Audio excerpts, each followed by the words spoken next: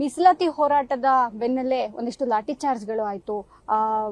ಒಂದ್ ರೀತಿ ಹೋರಾಟವನ್ನ ಹತ್ತಿಕ್ಕುವಂತಹ ಕೆಲಸವನ್ನ ಸರ್ಕಾರ ಮಾಡಿದೆ ಅನ್ನುವಂತಹ ಆರೋಪ ಬಿಜೆಪಿಯದು. ಅದನ್ನ ಖಂಡಿಸಿ ಇವತ್ತು ಬಿಜೆಪಿ ಪ್ರತಿಭಟನೆಯನ್ನ ನಡೆಸ್ತಿದೆ. ನಮ್ಮ ಜೊತೆಗೆ ಮಾಜಿ ಸಚಿವರಾದಂತಹ ಸುನೀಲ್ ಕುಮಾರ್ ಇದ್ದಾರೆ, ಮಾತನಾಡಿಸ್ತಾ ಹೋಗ್ತೇನೆ.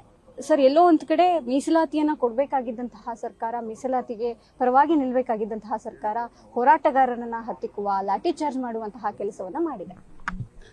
ಮೊನ್ನೆ ಯಾವ ಲಿಂಗಾಯತ ಪಂಚಮಸಾಲಿ ಸಮುದಾಯ ಹೋರಾಟವನ್ನು ಮಾಡ್ತೀವಿ ಎನ್ನುವಂಥ ಅನುಮತಿ ಮುನ್ಸೂಚನೆ ಇದ್ರೂ ಕೂಡ ಸರ್ಕಾರ ಇದನ್ನು ಅತ್ಯಂತ ಲಘುವಾಗಿ ಪರಿಗಣಿಸಿ ಹೋರಾಟವನ್ನು ನಿರ್ದಾಕ್ಷಿಣ್ಯವಾಗಿ ಹತ್ತಿಕ್ಕುವಂಥ ಒಂದು ಕ್ರೂರ ನಿರ್ಧಾರವನ್ನು ಸರ್ಕಾರ ಮಾಡಿದೆ. ಸ್ವಾಮೀಜಿಗಳಿದ್ದಾರೆ, ಯುವಕರಿದ್ದಾರೆ, ರೈತರಿದ್ದಾರೆ ಎನ್ನುವುದನ್ನು ಅರ್ಥ ಮಾಡಿಕೊಳ್ಳದಲೇ ಬೇಕಾಬಿಟ್ಟಿಯಾದಂಥ ಲಾಠಿ ಚಾರ್ಜ್ಗಳನ್ನು ಪೊಲೀಸ್ ಇಲಾಖೆ ಮುಖಾಂತರ ಇವತ್ತು ಮಾಡಿದೆ. ಸರ್ಕಾರದ ವಿರುದ್ಧ ಯಾರ್ಯಾರು ಧ್ವನಿಯನ್ನು ಎತ್ತುತ್ತಾರೋ ಅಂಥವ್ರು ಎಲ್ಲರ ಮೇಲೆಯೂ ಕೂಡ ಸರ್ಕಾರ ಈ ರೀತಿಯಾದಂಥ ಕ್ರಮಗಳನ್ನು ಕೈಗೊಳ್ತಾ ಇರೋದು ಸರಿಯಲ್ಲ.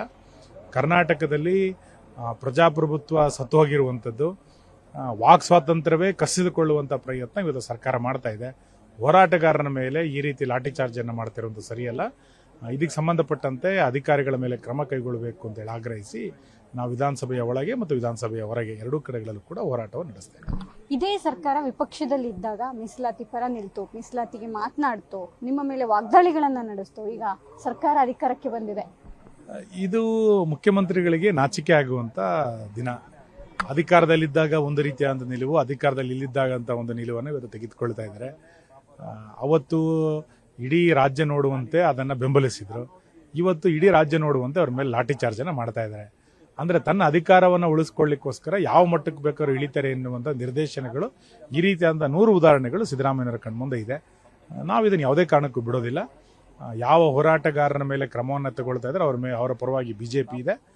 ಸರ್ಕಾರದ ವಿರುದ್ಧ ಧ್ವನಿಯನ್ನು ಎತ್ತಲಿಕ್ಕೆ ಇನ್ನಷ್ಟು ಯುವಕ ಸಂಘಗಳು, ಹೋರಾಟಗಾರರು ಬರಬೇಕು. ಎಲ್ಲರೂ ಒಟ್ಟಾಗಿ ಈ ಸರ್ಕಾರವನ್ನು ಕಿತ್ತೊಗೆಯುವಂಥ ತೀರ್ಮಾನವನ್ನು ಕೈಗೊಳ್ಳಬೇಕಾಗಿದೆ.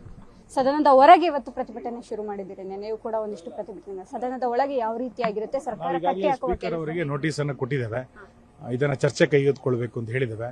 ಅಧಿಕಾರಿಗಳ ಮೇಲೆ ಕ್ರಮ ಕೈಗೊಳ್ಳಬೇಕು ಅಂತ ಆಗ್ರಹವನ್ನು ಮಾಡ್ತಾ ಇದ್ದೇವೆ. ಗೃಹ ಸಚಿವರು, ಮುಖ್ಯಮಂತ್ರಿಗಳು ಏನು ಉತ್ತರವನ್ನು ಕೊಡ್ತಾರೆ ಅಂತ ನೋಡಿ ಮುಂದಿನ ಹೋರಾಟವನ್ನು ನಿರ್ಧಾರ ಮಾಡ್ತಾರೆ. ಇಷ್ಟು ಸುನೀಲ್ ಕುಮಾರ್ ಅವರ ಮಾತು. ಕ್ಯಾಮರಾಮ್ಯಾನ್ ಪ್ರಶಾಂತ್ ಜೊತೆ ದೀಪಾ ಕುಕ್ಕುವಾಡ, ಪವರ್ ಟಿವಿ, ಬೆಳಗಾವಿ.